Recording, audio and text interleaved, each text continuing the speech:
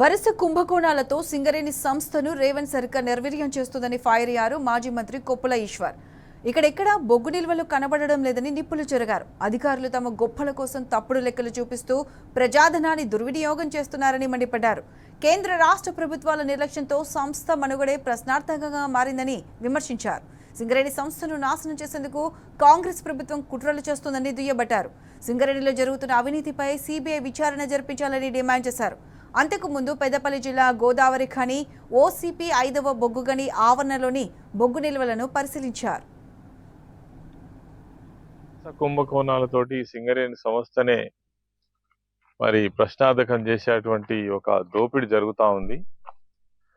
ఎప్పుడైతే కాంగ్రెస్ ప్రభుత్వం అధికారంలోకి వచ్చిన తర్వాత వరుస కుంభకోణాలతోటి మరి సింగరేణి సంస్థ నామరూపాలు లేకుండా చేయడం కోసం ఒక దుర్మార్గమైనటువంటి ప్రయత్నం ఈ కాంట్రాక్ట్ విషయంలో కావచ్చు, లేదంటే ఇక్కడ పవర్ ప్రాజెక్టుల విషయంలో కావచ్చు, ఎక్కడ చూసినా కుంభకోణాల పరంపర కొనసాగుతున్నది. ఒక రకంగా చెప్పాలంటే ఈ సంస్థను సర్వనాశనం చేయడంతో పాటు మరి కార్మికుల జీవితాలతోటి ఈ ప్రాంతం యొక్క ఆర్థిక అభివృద్ధితోటి ఆటలాడుకుంటున్నటువంటి ప్రభుత్వం ఈనాటి కాంగ్రెస్ రేవంత్ రెడ్డి ముఖ్యమంత్రి నాయకత్వంలో, అదేవిధంగా ఈ శాఖకు నిర్వహణ చేస్తున్నటువంటి బట్టి విక్రమార్క ఉప ముఖ్యమంత్రి నేతృత్వంలో ఈ సింగరేణి సంస్థలో అనేకమైనటువంటి అరాచకాలు జరుగుతున్నాయి.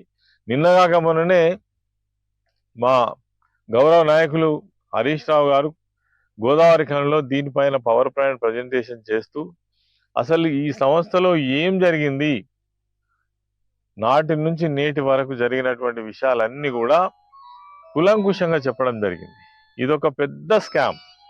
40 లక్షల మెట్రిక్ టన్నుల బొగ్గు ఉన్నదనేటువంటిది ఒక ఫేక్. కాబట్టి మేము ఆ రోజు కూడా డిమాండ్ చేసినాం, ఈ రోజు కూడా డిమాండ్ చేస్తున్నాం. దీనిపైన ఖచ్చితంగా సిబిఐ ఎంక్వైరీ జరపాలి, నిజానిజాలు బయటికి రావాలి. లేని బొగ్గును ఎట్లా సృష్టిస్తారు, ప్రజాధనాన్ని వృధా చేయడంలో ఈ ప్రభుత్వం ఎంత నిర్లక్ష్యం చేసింది, అదేవిధంగా సింగరేణి సంస్థలో మరి ఈ నిర్వాహకం చేసినటువంటి సిఎండి కావచ్చు, డైరెక్టర్లు కావచ్చు, ఈ స్థాయిలో ఎవరున్నా వాళ్ళపైన కఠినమైన చర్యలు తీసుకొని ప్రజల యొక్క ఆస్తిని, ఇది కేంద్ర రాష్ట్ర ప్రభుత్వాల ఆధీనంలో నడుస్తున్నటువంటి